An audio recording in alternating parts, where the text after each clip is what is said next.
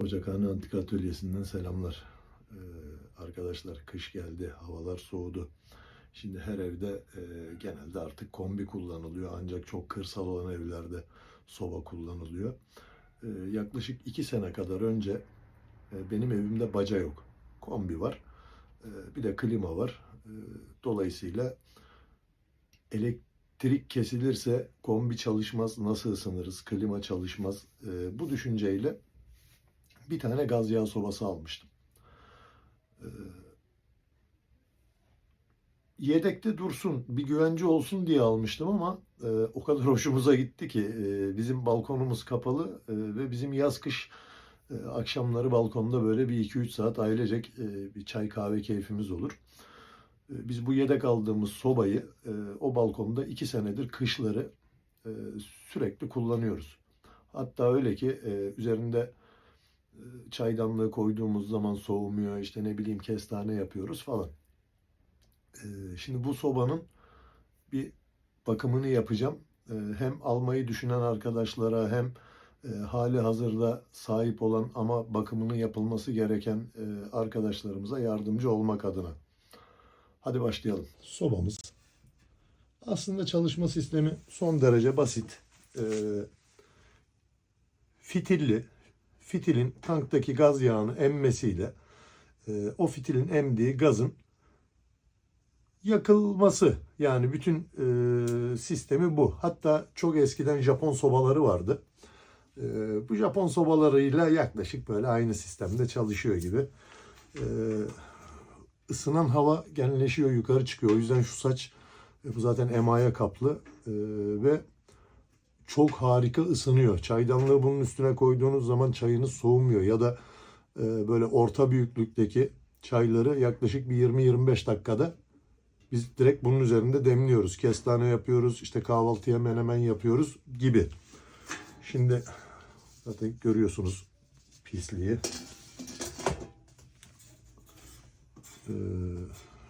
Şuradan deposu dolduruluyor. Şu kol yardımıyla ısı ayarı yapılıyor. Yani fitil aşağı yukarı hareket ettirilebiliyor. Bir de şurada çalışmayan bir yakıt göstergemiz var. Şimdi birlikte bunu bir sökmeye başlayalım. Toplam 3 tane mi 4 tane mi 3 tane vidası var zaten. Öncelikle bu küçük somunları şu kaybolmasın diye bunları bir yere koyuyoruz. Arkadaşlar kafesi çıkarttık. Şimdi şu kısmı alıyoruz. Burası cam. Kırılmamasına dikkat edelim. Arkadaşlar bunun mantığı ne? Şimdi şöyle göstereyim içini de. Altta yanan, yani şöyle göstereyim, bakın buraya. Şimdi bunu çevirdiğimiz zaman bakın fitil çıktı. Şöyle yapayım. Bakın şu kısımda fitil var.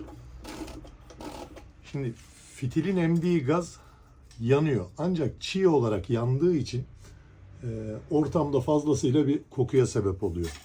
Şu içindeki delikli olan metal parçanın, yani şu süzgeç gibi olan parçanın iyice ısınarak, o zaten kor gibi oluyor.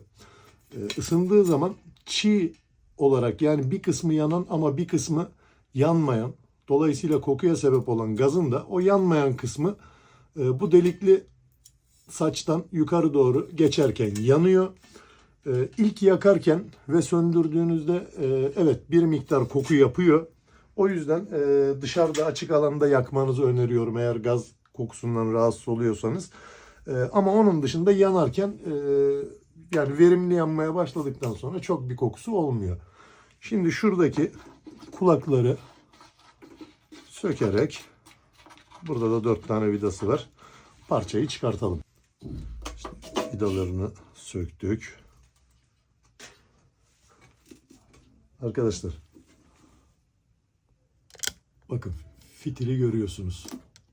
Fitil artık kurumuş. Şöyle yapayım, bakın kurumuş. ve iyice bozulmuş. Biz bunu aslında şöyle izah edeyim. Bakın kuruyan fitili görüyorsunuz. Biz bunu motorinle yani mazot dediğimiz yakıtla yakmıştık. O da işte fitilin artık çürümesine neden olmuş ama zaten 2 sene kullandık arkadaşlar. Yani her şeyin bir ömrü var. İnsan bile bir müddet sonra yaşlanıyor. Evet. Fitilimiz kurumuş. Deposu da boş olduğu için. Arkadaşlar düğmemizi de alıyoruz. 19 anahtarla buradaki civataları alıyoruz ve şu egzantriyi çıkartıyoruz. Arkadaşlar şöyle fitil ucundan çekerek çıkartıyoruz ama fitilimiz de yakıt var. O yüzden ben bir eldiven kullanacağım ve onu bir kaba almamız gerekiyor. Evet, bu maskelere, eldivenlere Covid döneminde alıştık. Oradan beri hala kullanıyoruz. Şimdi arkadaşlar bakın. Şimdi şu şekilde göstermek istiyorum. Bakın tankın içi. Şu parça kalıyor. Bu tanka bağlı. Bunu zaten sökmenize de gerek yok. Bizim için önemli olan şu fitil ve fitilin etrafındaki saç parçaydı. Şimdi şu öncelikle kaba pisliğini bir alalım.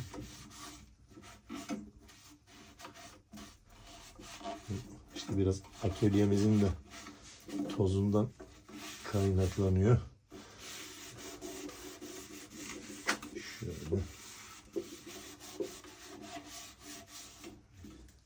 temizleyeceğiz bakalım.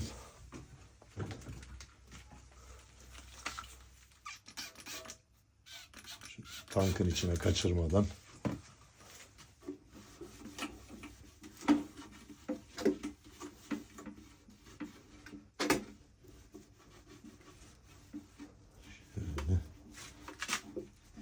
Bu tabii ki şey değil arkadaşlar. Yani o şimdi isim verip hani reklam gibi olmasın ama o bir dönem Japon sobaları vardı. Zebro Kamin. Şimdi onlar gerçekten kaliteli. Yani evet bunu da biraz ona benzetmişler sistem olarak ama tabii ki onun kadar kaliteli bir soba değil. Ancak fiyat olarak filtrelerine ulaşabilirlik olarak yani ben ne alırsam alayım arkadaşlar. Ben bir mal alırken öncelikle yedek parçası var mı? Kolay bulunabiliyor mu? Benim için en önemlisi o. Çünkü parçası olmayan ya da gereksinimlerini gideremeyeceğiniz eşyalar, soba olabilir, araba olabilir, her şey olabilir. Kullanımda sıkıntı yaratacak. O yüzden bunu tercih ettik. Çünkü filtrelerini bunun İzmir'de bir bayisi vardı. İşte o aldığımız yerde sürekli olarak bulunuyordu. O yüzden bunu tercih ettik. Şu yan kısımları da yapalım. Ama arkadaşlar gerçekten yani hem soba hem de böyle ocak gibi kullanılabiliyor. Yani biz inanmamıştık. İşte alırken yorumları falan okuduk ama yani üzerinde kestane yaptık biliyorsunuz. Kestane öyle ha deyince pişen bir yiyecek değil. Yani ısı yönüyle o eski kömürlü sobaları aratmıyor arkadaşlar. Isı yönüyle. Yalnız tek bir kusuru var. Bacasız olduğu için yanan yakıtın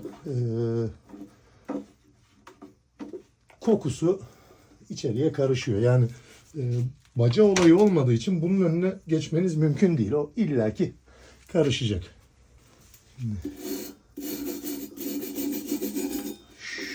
Şuradaki isler kurumları da şöyle küçük bir el fırça yardımıyla çok da böyle elimizi şöyle kapatıyoruz. Tankın içine kaçmadan. Bir de burada kurumuş olan filtrenin kalıntıları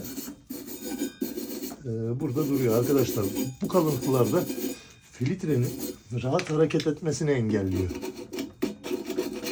Yani kapatırken ya da yakmaya çalışırken, açarken filtre buralarda takılabiliyor.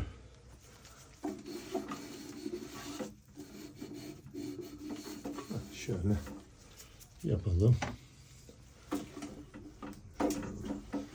Açtırdık. Şu kabasını alalım. Şimdi şuradaki şu fitili düzeltiyoruz. Eski fitilimizi çıkarttık. Arkadaşlar bakın. İçinde şöyle dikenli dikenli yerler var. Yeni fitilimizi takarken buraya oturtturacağız. Şimdi burada dikkat edeceğimiz bir konu, bakın. Fitilin üzerinde bir çizgi var. Arkadaşlar çizgiyi şu hizaya getiriyoruz ama bakın çizginin, yani fitilin her yerinde şu yükseklik eşit olmalı. Eşit olmazsa ne olur? Arkadaşlar sobayı kıstığınız zaman fitilin bir kısmı hala dışarıda kalır ve yanmaya devam eder. Fitilimizi bu delikli, o az önce bahsettiğimiz dikenli yerlere bakın şöyle bastırıyoruz. O zaten tıkır tıkır o dikenlere batıyor. Bakın sesleri duyuyorsunuz.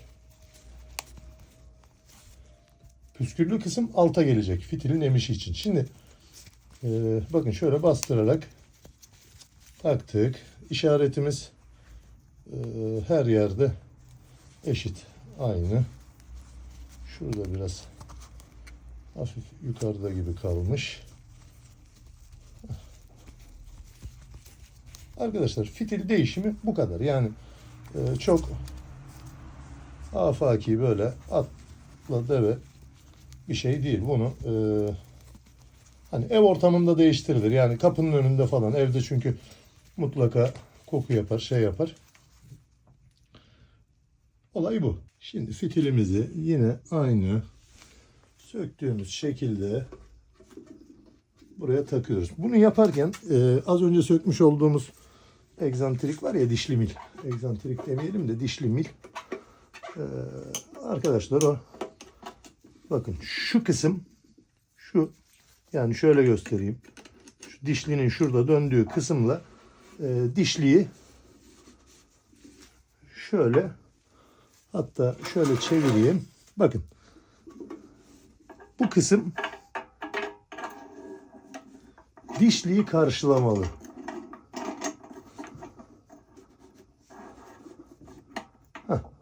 Karşıladı mı?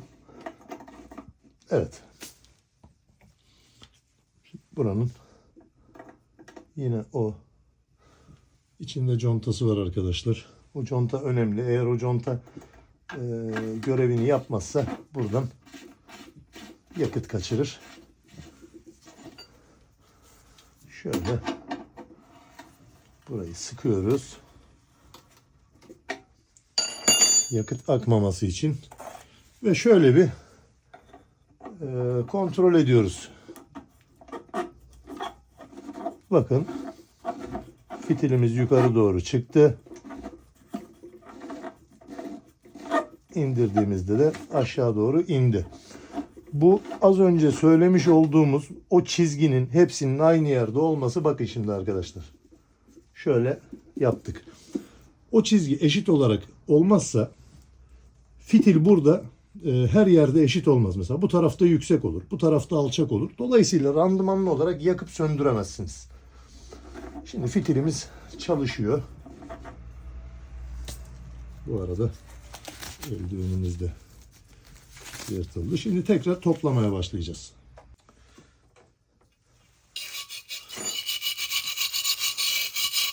Buralarda gördüğünüz gibi kullanımdan kaynaklı hep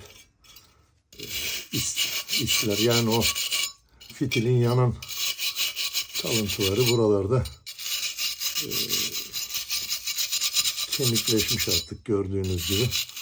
Onları da şöyle bir temizliyoruz ve parçamızı yerine oturtuyoruz. Küçük vidalarımızı şöyle takacağız. Arkadaşlar şu parçanın içi zaten temiz gibi. Yani buraya böyle çok müdahale etmenize gerek yok. Sadece şöyle tozunu alabilirsiniz. Şu kısımdan. Hani bunun içini sökmenize gerek yok. Şu şekilde. Şimdi kafesimizi takarken bakın şu kafesin şurası boş. Arkadaşlar boş olan kısmı ön tarafa gelecek şekilde zaten vida delikleri de karşıladı. Bu vidaları böyle çok güç denemesi yapar gibi sıkmaya gerek yok. Normalde videolarımda bahsediyorum. Her vida, her somun sıkma ölçüsü vardır. Yani bir tork cetveli vardır ve örnek veriyorum işte 1 metrik 6 vidanın belli bir sıkılma gücü vardır. Metrik 7'nin, metrik 10'un hepsinin kendilerine göre belli bir sıkma gücü vardır. O yüzden böyle güç denemesi yapar gibi sıkarsak bu vidaların dişlerine de zarar veririz. Şimdi yakıtımızı koyalım. Tabii biz yine mazottan devam edeceğiz. Çünkü gaz yağı her zaman bulunmuyor. Depomuzda yakıtımız vardı. Ben yine şöyle biraz daha eklemek istiyorum ama bunları çok böyle ağzına kadar doldurmak iyi olmuyor. Taşıyor, koku yapıyor. Yaklaşık tam depoyla ne kadar yakıyordu bu? 6 litre alıyor tankı. 6 litreyi tam böyle verimli yakımda 24 saatte yakıyor. Yani 1 litre ile 4 saat yanabiliyor arkadaşlar. Doğru hesapladık sanıyorum. Şamandıramız tabi bozuk, çalışmıyor. Çalışmasın, önemli değil. En son kapağımızı da şöyle kapatıyoruz. Arkadaşlar fitilin yakıtı iyice emmesini bekliyorum. Evet, fitilimiz gazı çektikten sonra arkadaşlar bakın burada tutacak var. Bunu kaldırıyoruz. Şöyle çevirerek